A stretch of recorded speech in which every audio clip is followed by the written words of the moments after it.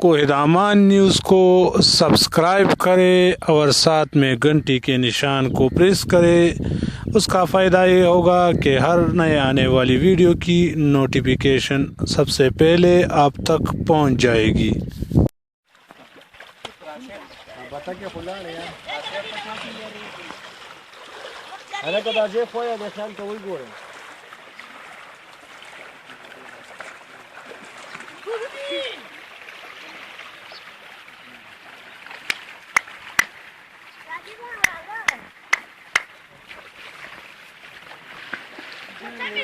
जाने अदा हो तुम